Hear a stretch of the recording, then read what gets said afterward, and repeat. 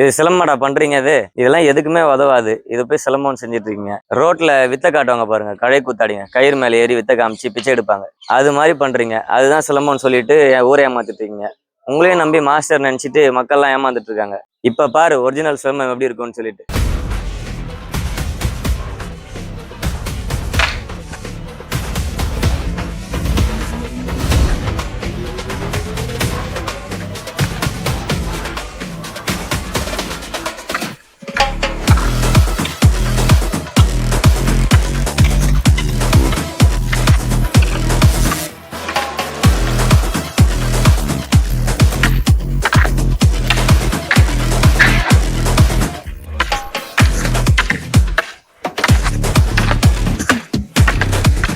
இப்போ நாங்கள் செய்து காட்டினது சிலம்பத்தில் சிறிய சண்டை நுணுக்கம் தான். முழு பாடங்கள் போடல. இது ஏன் காட்டினோன்னா, சிலம்பம் எது ஆத்தென்டிக்கான சிலம்பம், எது ஃபேக்கான சிலம்பம் தெரியாமல் மக்கள் இருக்காங்க. அதனால தான் நாங்கள் அதை காட்டினோம். ஏன்னா வெறும் கம்பு சுற்றினா அது சிலம்பம் ஆகிடாது. சிலம்பம்ன்றது வந்து ஒரு போர்க்கலை. சிலம்பம் வந்து முழுக்க முழுக்க நிறைய சண்டை நுணுக்கங்கள் அதிகமாக இருக்கும். அதில் வெறும் சொத்து முறைன்றது வந்து ஒரு சிறிய பகுதி தான். அது மட்டுமே சிலம்பம் கிடையாது. சிலம்பத்தில் முக்கியமானதே சண்டை நுணுக்கங்கள் தான். சிலம்பத்தில் இருக்கக்கூடிய சண்டை நுணுக்கங்களை பாதுகாக்கிறதுக்காக தான் அலங்கார முறையே வந்து சொல்லிக் கொடுத்தாங்க நம்மளுடைய முன்னோர்கள்.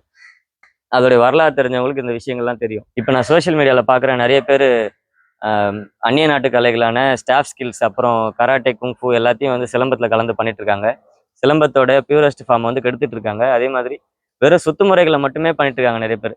அந்த ஸ்டாஃப் ஸ்கில்ஸ்ன்றது வந்து எதுக்குமே உதவாது, சண்டைக்கு உதவாத ஒரு கலை. அதை கொண்டு வந்து இதில் மிக்ஸ் பண்ணி பண்ணிட்டு இருக்காங்க. சிலம்பத்தோட புனிதத்தை வந்து கெடுக்கிற மாதிரி பண்ணிட்டு இருக்காங்க. சிலம்பத்தில் ஆத்தென்டிக் ஃபார்ம், பியூரஸ்ட் ஃபார்மாக கற்றுக்கும் போது தான் அது வந்து எல்லாத்துக்குமே உதவும்.